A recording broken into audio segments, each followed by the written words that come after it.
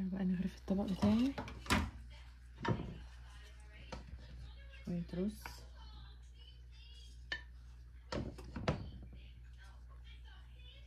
هاكل لوحدي النهارده. شوية رز كفاية كده تفتكروا، احط شوية كمان الا الرز الفريش ده الطازة، حباية وحباية، شوية رقاق، حاجة كده. بص انا كنت واكلة منها مش قادرة طبعا، طعمه خطير خطير خطير. بتنجانية، بس انا اختار بتنجانية، خليهم 2.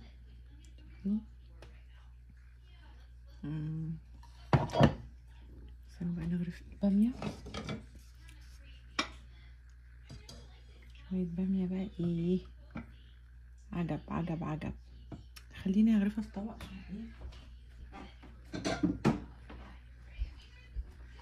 ما نبهدلش الدنيا. شايفين مع حتة الطماطم والفلفل، يا سيدي يا سيدي. شايفين بجد تحفة، صغنونة وجميلة.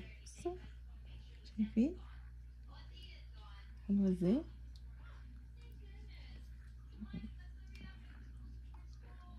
عايزة حتة لحمة من غير دهنة.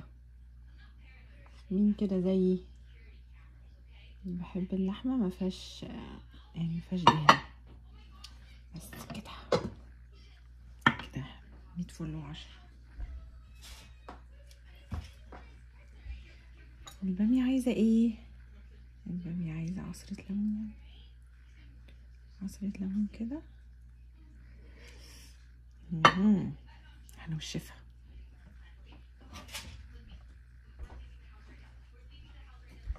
العيش بالردة حاجة كده ايه تحفة. ده عنده البامية، بحب البامية بالعيش مش بحبها بالرز، مش عارفة ليه. استنى، يا لهوي، جبارة. مع عصرة الليمون دي عاملة شغل. يلا هروح اكل. صباح الفل يا مساء الجمال عليكم على حسب ما بتشوفوا الفيديو. الفيديو ده اول فيديو ليا بعد وفاة والدي. بتمنى يعني ان تدعوا له بالرحمه وربنا يرحم جميع امواتنا يا رب العالمين. فلازم بقى الحياه تستمر ومفيش حاجه توقفنا ان شاء الله باذن الله مهما كانت. استمري، ولازم الحياه طبعا زي ما قلت لكم بتستمر يعني. فيلا نبتدي بقى. النهارده هعمل باميه وشويه رقاق بقى كده ومخلي البتنجان ورز ويلا بينا بقى نشوف هنعمل ايه.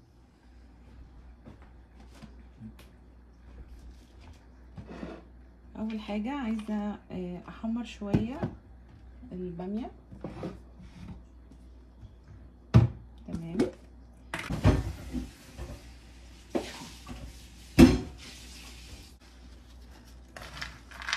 تقليبه كده في السمنه. خلاص انا عندي هنا محضره طماطم مكعبات، وعندي بصل مفروم طبعا، وعندي فلفل احمر واخضر.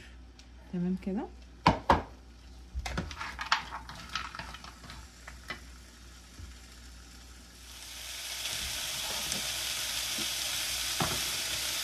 عقبال ما الباميه عندي تتشوح هبتدي ايه احط البصله والسمنه.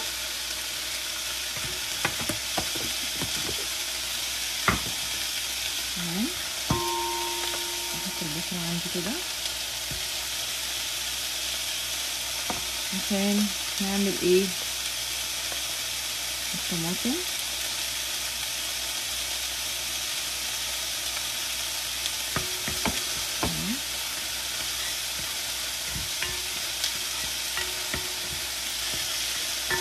يعني ايه خليها كده صفارها خفيف كده شويه. بس عندي ريحه البصل طلعت وبقى لونها اصفر فاتح. هنزل كده معجون الطماطم، هنزله تقليبه.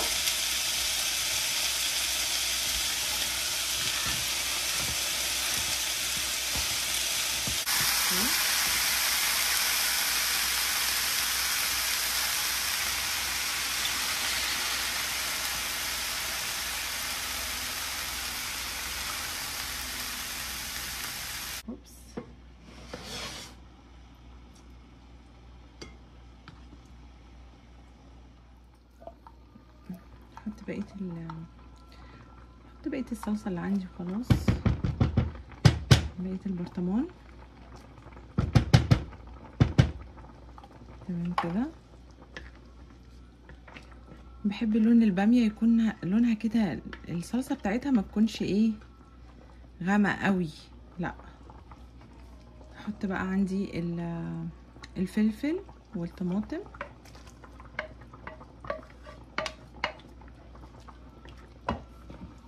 تمام كده. بصوا الجمال، بصوا اللون التحفه كده، لونها حلو قوي. احط كمان شويه من السكر عشان الصلصه طبعا. تمام.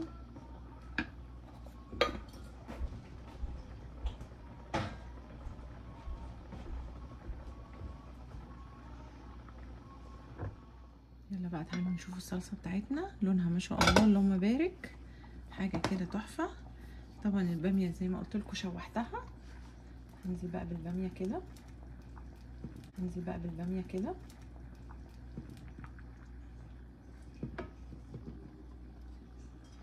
بصوا قد ايه صغننه، بحب انا الباميه دي صغيره كده، اللي هي بتتعمل يعني في الحله كده، لكن الطاجن بحبها تكون كبيره شويه، لكن الصغنونه دي بتبقى حلوه كده ايه تعمليها في الحله عادي. بس شكلي عايزه حله اكبر، صح ولا ايه؟ صح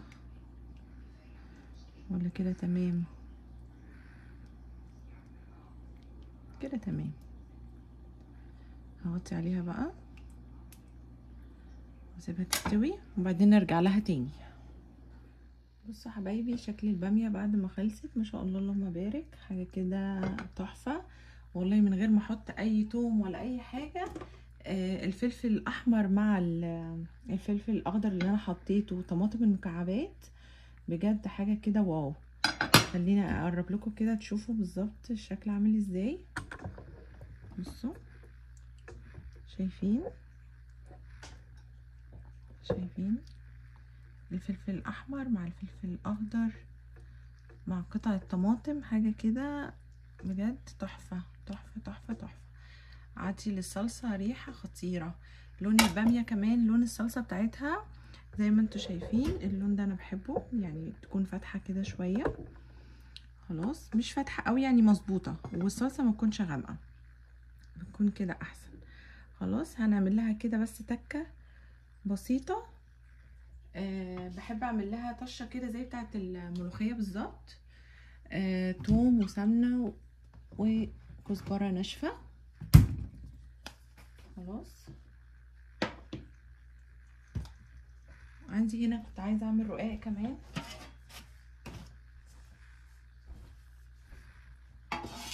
نبتدي نجهز للرقاق بتاعنا.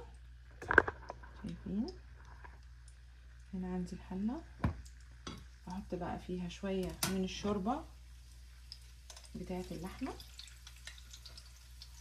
خلاص ده اللي هنسقي فيه الرقاق بتاعنا. بحب جدا احط عليه كمان لبن. جربوا الرقاق كده، سقوا الرقاق باللبن، بيكون تحفه يا جماعه، حلوه قوي قوي قوي. الطشه بس ايه تبتدي كده تجهز معايا. خلاص احط بقى شويه من الكزبره الناشفه، كانك بتعملي كده بالظبط طشه ايه الملوخيه. خلاص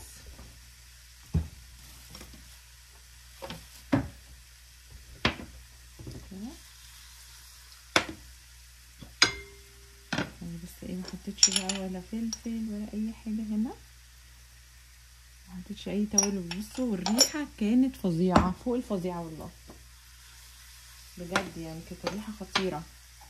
يعني بصوا مش حاطه فيها اي توابل، بس هنحط ملح خلاص، فلفل اسود. طبعا حاطه السكر مع حاطه السكر في الصلصه لما حطينا الصلصه، بس هي ما شاء الله اتسبكت وبقت زي الفل.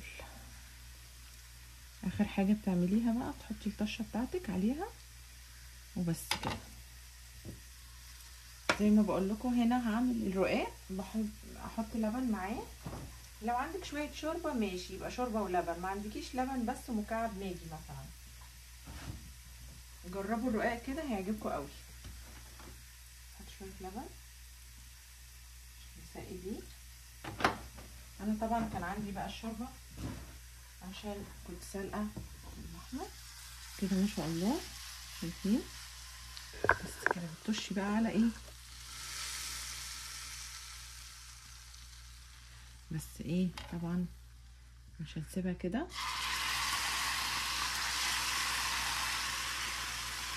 عشان ناخد بس البهاريز كلها. حاجه كده تحفه يا جماعه، تحفه. جربوا الباميه بالطشه كده، حاجه كده خطيره. بس كده خلصنا الباميه بتاعتنا زي الفل. غطي. بعدين هنعمل الايه، الرقاق. بصوا هنا عملت اللبن زي ما قلت لكم، والشوربه كان عندي شوربه لحمه، ودهنت الصينيه كويس جدا خلاص. وهنا سيحت سمنه وحطيت فيها بيكنج باودر. تمام كده. هنبتدي ان احنا بقى ايه، نسقي اللبن الرقاق بتاعنا. تمام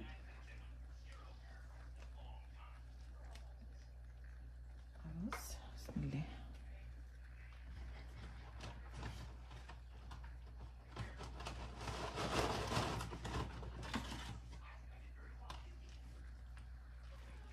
وبين الطبقات هندهن.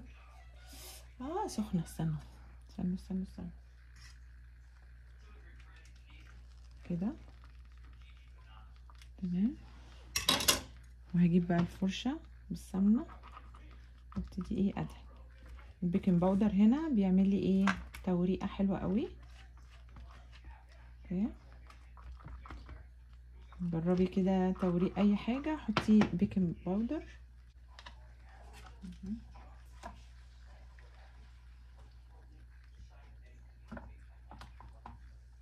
مش عارفه هو عامل كده ليه، ايه تقريبا من التغليف عمل كده. عادي. ندهن برضو دهنه خفيفه كده، بيكنج باودر والسمنه. يلا اللي بعده. دول 10، انا هعمل 5 فوق و5 تحت خلاص. بس كده وهكذا لغايه ما نخلص. بصوا حبايبي هنا خلاص خلصت كميه الرقاق اللي عندي كلها، بس بقى معلقه يعني سمنه هحطهم كده على اللبن الباقي. تمام خلاص. احط شويه فلفل اسود عشان نسيت في الاول بصراحه. اوكي تمام. عندنا بقى الرقاق ده طبعا زي ما كلنا عارفين بيكون بيستوي على درجة حرارة عالية، عشان يعني ايه ما ينشفش مننا. تمام. بس عشان حاجة ايه، عايزة ازود شوية لبن صراحة، شوية لبن كمان. بس كده تمام جدا وزي الفل.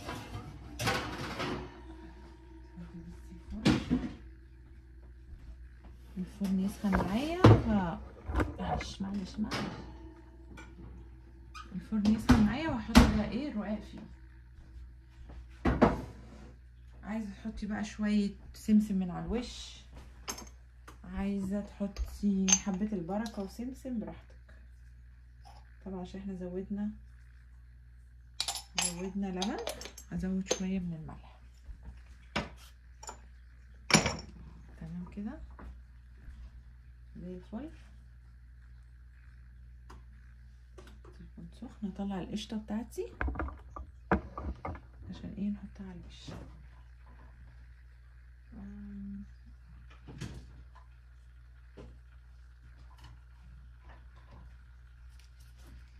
عندي هنا طبعا ايه قشطه.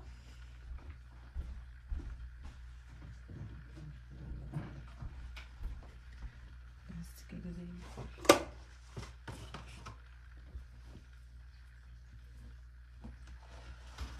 فل وعشرة. بسم الله.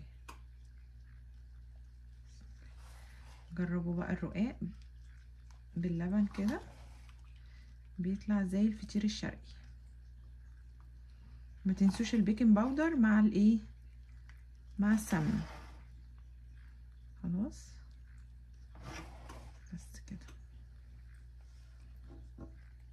زي الفل.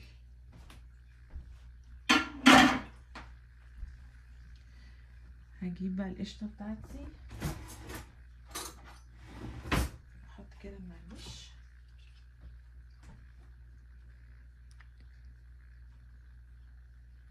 تديله لون حلو وطعم كمان احلى واحلى. وانا هوزعها طبعا.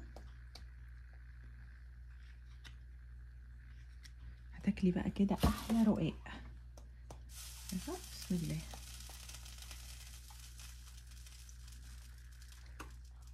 وزعي بقى القشطه بتاعتك كده.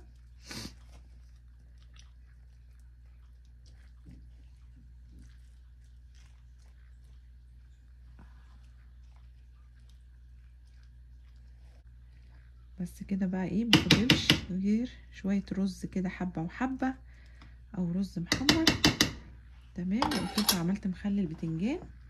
شايفين؟ عايزين بقى تقطعوه قبل ما يعني تحطوه في الفرن. تمام. مش عايزين تقطعوه خلاص.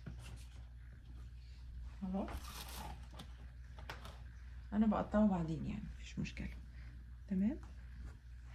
بس الفرن يسخن كويس وهحطه في الفرن.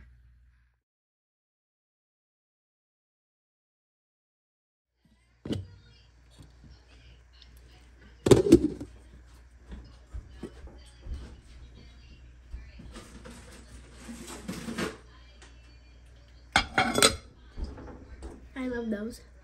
تحبي ده؟ في مقدمة الفيديو حاولت كذا مرة ان انا اجمد كده وابتدي معاكم. ادعوا لي بقى ربنا يصبرني. على حسب ما بتشوفوا الفيديو. طبعا ده اول فيديو يعني بعد وفاة والدي وكده. يعني